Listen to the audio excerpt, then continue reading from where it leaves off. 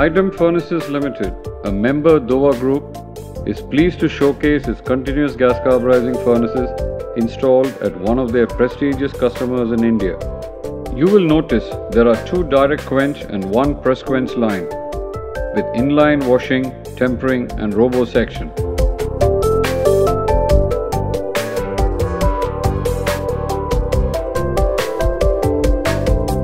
The loading of direct quench line and press quench line is done through loading conveyor.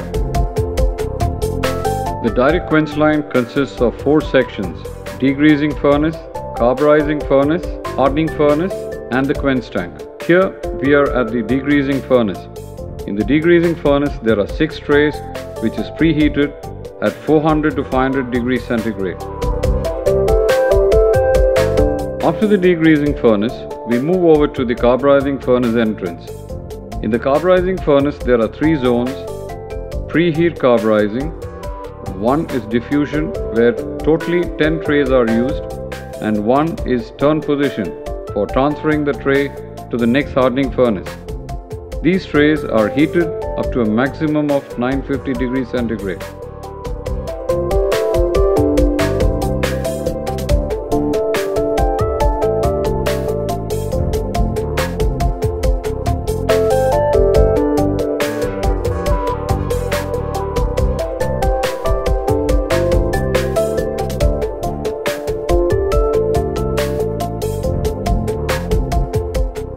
Next, we are seeing the hardening furnace.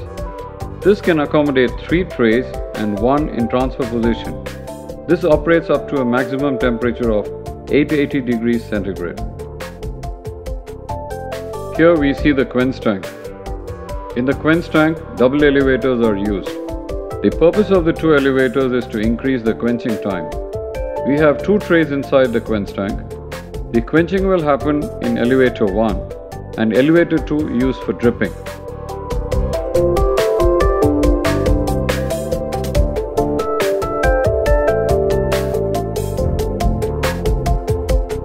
This is the press quench line.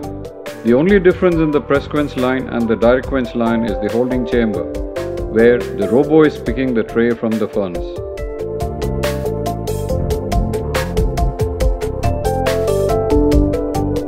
We have 3 robos in this section. The primary robo is used to pick the tray from the furnace and placed on the intermediate section, while the other 2 robos pick the components from the intermediate section and place them on the quenching press.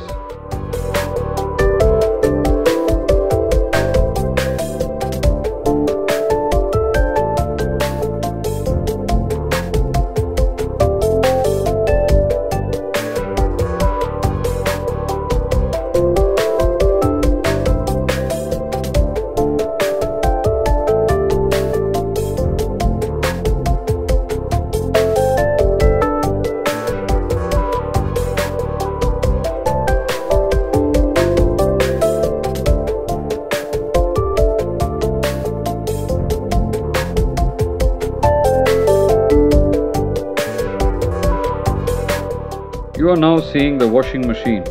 In the washing machine there are 2 chambers. One is alkali chamber and the other one is hot water chamber. After washing, the tray will move to the tempering furnace.